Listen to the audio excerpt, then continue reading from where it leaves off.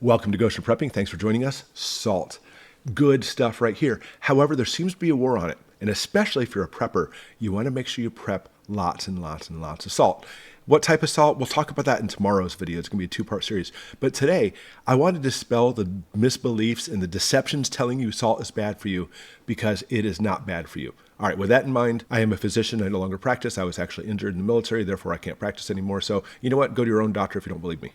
Or should you go to your own doctor if you don't believe me? Because they'll tell you salt is bad for you.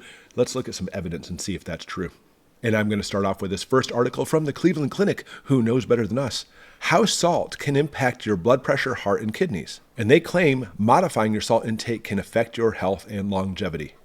And before I jump into it, and I'm not kidding you, I am not telling you, if your doctor told you to go off salt, to start salt again. I'm not saying that. You really need to talk about this with your doctor and make your own educated decisions on this. But it's interesting, in this entire article, here's all it says. Over time, excessive salt intake can lead to high blood pressure or hypertension, which stiffens and narrows your blood vessels. They're not saying salt stiffens and narrows your arteries. Having hypertension stiffens and narrows your arteries. And they're saying salt can do that. And because of those stiff and narrow blood vessels, blood and oxygen flow to key organs decreases. So your heart has to try harder to pump the blood throughout the body, which then will further increase blood pressure. And that is true. Your heart is just a muscle. I mean, it's a unique type of muscle, but as it basically contracts and pumps, it pushes blood out. And if you start having like thicker blood vessels, it has to pump harder, which causes the muscle on the heart to grow and becomes thicker and stronger, which gives less room for blood to flow. Therefore, it has to pump harder, and that cycle continues until you die. So hypertension, yes, will cause problems with your heart. But the argument is salt what is doing that? Is salt raising your blood pressure? Because when we look at the causes of high blood pressure, you know what? I'm going to go ahead and sound like a medical commercial for you. Exact causes of high blood pressure are not known. Hypertension can be categorized in two types. Each has a different cause. Primary hypertension, which is called essential hypertension. This type of blood pressure usually takes many years to develop. And it's dependent on things like, look at this, lifestyle, environment, and age, and salt. Well, how about lifestyle, environment, and age? We'll stop there. But we can't stop. Look at all these other factors. Lifestyle, environment, age, secondary hypertension, family history, high salt intake or salt sensitivity, smoking, overweight, obesity, lack of physical activity, too much alcohol consumption, stress, age above 50 years, and factors which cause secondary hypertension include diabetes, kidney problems, sleep apnea, thyroid, adrenal gland problems, and birth control pills. And salt. Yeah, there we go. But I'm going to go back to the very first part of that. It says causes. It's really unknown. We really don't know for sure. So let's go ahead and take just salt and throw it out the window and pretend it's one of the main things. So stop eating salt if you have hypertension. It's so bad and so much actually in media that people even tell you that, you know what, you should never eat salt because it causes hypertension. And nobody's saying that at all. All it's saying is, and your doctor will tell you, is that if you have high blood pressure, limit your salt because it will exacerbate it and cause more problems. And that might be true. Well, here's the truth about that. You ready? Salt in your bloodstream causes you to retain water in your bloodstream. It's a natural process. In fact, when you get really hot and sweaty and you lose a lot of salts and you get really thirsty and you drown in a whole bunch of water and you're like, oh my gosh, I'm still thirsty, that's because your salt or electrolyte intake is low. So if you take some salt, some electrolytes intake, and you drink water, it helps you retain that water. And yes, if you increase your blood volume by having more water, it will increase your blood pressure. So the whole story goes, increase your salt, which will increase your water, which will increase your blood volume, therefore hypertension. But there isn't a doctor on the planet that will tell you it causes hypertension. They're saying if you already have hypertension, your blood pressure is high, you might want to limit your salt, therefore decreasing your blood volume, therefore making you into a dehydrated state. That is not healthy. So I'm going to go through one more article and talk about this whole myth that if you basically take salt in, it's going to lower your blood pressure, it's better for you. It's not better for you. It's causing dehydration, which is another disease state, which could be a lot worse than the original hypertension in the first place. Well, maybe. Let's jump into this article. Top 5 myths about salt. Top 5 myths. Top 5 myths. How are you saying myth? Top 5 myths. I can't say that word. Top 5 myths about salt. You can read it right there. We hear all the time that the problem with our diet is too much salt, fat, and sugar. I'll tell you what it is, too much sugar. Salt and fat, oh no, that's what your diet should be all about. But is it true? They'll say too much salt will make you puffy and bloated. It will spike your blood pressure like crazy and damage your heart and arteries. And you will inevitably be reminded constantly, they push this in your face to limit your salt intake. You need to remove your salt shaker from the table and use herbs and spices in its place. But what if, all these worries were unfounded? A little hint for the end of this video. they're unfounded. Salt is vital to normal function of our bodies. Yes. As I mentioned, your electrolyte balance keeps your heart ticking and your cells talking. Oh yeah. Because you have to have sodium to basically make every single one of your nerves fire in your body. Your heart pumping too requires sodium, which comes from salt. It will maintain your plasma volume in your bloodstream. Again, makes it so your fluid levels remain where they're supposed to be. And as I said, because of the sodium, neural signaling. It actually makes you think straight and move your muscles on command. All depend on sodium, which comes from salt. Salt also supports normal stomach acid levels. But yet, even the opinion, key word there, of the American Medical Association, no, you need to limit your salt. So let's go through the 5 myths about, there it is again, myths about salt, and why less isn't always better. Myth number 1, we eat too much salt. And this is it too, by the way. The media continuously harassing us saying, stop eating so much salt. And from media, you have those friends at your table who are saying, oh, you need to cut down on your salt. You're eating too much salt. Thank you, Mr. and Mrs. Uneducated at my table.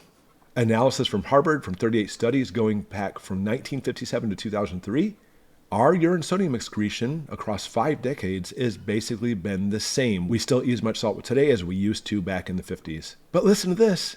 Nevertheless, somehow hypertension rates have increased dramatically since then, since the 80s. Ooh, the 80s, why? So many reasons why. Stress, carbs through the roof, but we cannot blame that on salt. Salt's been around a lot longer than the 80s, but nevertheless, hypertension has been increasing since then. Myth number 2, salt raises your blood pressure. We talked about this. It doesn't always cause your blood pressure to go up. University of Virginia School of Medicine found that about 25%, only 25% of the population is salt sensitive. And only 15% of the population have increased blood pressure on a low salt diet. So that's why I said at the beginning, don't necessarily go by what this says. This really is still a dialogue you have with your doctor because there are some people who are salt sensitive. National Health and Nutrition Exam Survey found no link between sodium intake and blood pressure. And they even adjusted for age, sex, race, body mass index, diabetes, and your estimated glomerular filtration rate, which is all about kidney function. Myth number 3, eating less salt is healthy for everyone. Again, only 25% of the population or less is salt sensitive. And look at this. The relationship between salt and cardiovascular risk is not linear, but rather fits a J-shaped curve relationship. Therefore, a low salt diet may not be beneficial to everyone and may paradoxically increase blood pressure in some individuals. What? Yeah, in some individuals, when they eat less salt, causes a rise in blood pressure. Even more concerning is the significantly increased mortality rate, death rate, associated with people who don't have enough sodium intake. Wow.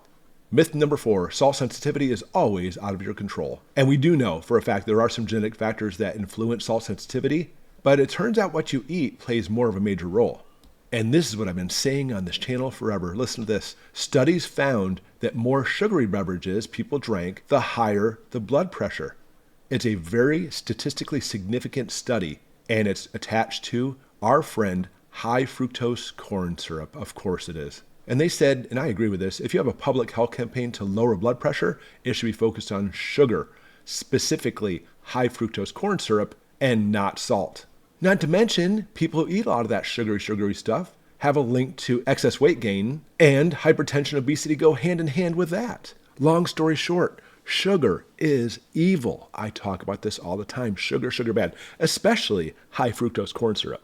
And myth number 5, I have high blood pressure, so a low salt diet is right for me. And like I said, if you already have hypertension, some people limit their salt because of that, because it may, keyword may, exacerbate their hypertension. It may, but you know what? Maybe not. Listen to this. The majority of salt intake in the American diet comes from their salt shaker? No, processed food, 75%. So if you want a low salt diet, it simply may mean cutting back on processed food, eating real whole foods, and you'll be back on the right track. You might be surprised, and this is scary. 36% of the sodium consumed in the US comes from cereal and cereal-based products. That is crazy. Because what does cereal and cereal-based products have? Salt, sugar. They're loaded with sugar. Breads and cereal products are high in carbs. And it turns out lowering those carb diets has been shown to decrease the severity of hypertension. This is what I've been saying the whole time. Carbs are evil. My blood pressure was through the roof. I was obese, morbidly obese. And I said, I've got to do something. Started exercising, went on keto, cut out my sugars. My weight dropped. My blood pressure returned back to normal. Fantastic, really good stuff. Now, a couple more articles I just want to show you real quick, but we're not going to really spend a lot of time with them. In fact, instead of going through these articles specifically, I'll just link them below in case you want to read through them. From Scientific American, it's time to end the war on salt. The zealous drive by politicians to limit our salt intake has little basis in science. Read through this one. And Shaking Up the Salt Myth, the dangers of salt restriction. So again, read through those articles. I'll put them on there if you want to look through it. But long story short, it really is so simple. Sugar bad, salt good. Sugar is the most evil thing and is drastically increased in the last 50 years. Drastically increased. Sugar's been around for a long time. But even in the 1800s, there was far less sugar. There was far less dental problems, amazingly. It's funny, you watch the Old West movies and people always show rotten teeth. More people ate a lot of like fresh veggies and meat back then. Today, it's all about carbs and sugars. Our teeth is rotting out because of that. This is not a teeth video, it's a salt video. Salt is good, has so many benefits. And again, when you look at salt and people think it's attached to hypertension, it's not. But even more so, not having enough salt has a high mortality rate, death. I want you to consider that. All right, anyways, tomorrow we're going to have a video talking about different types of salt. Jump into that video too and check it out. And as always, everybody, thanks so much for following along and watching.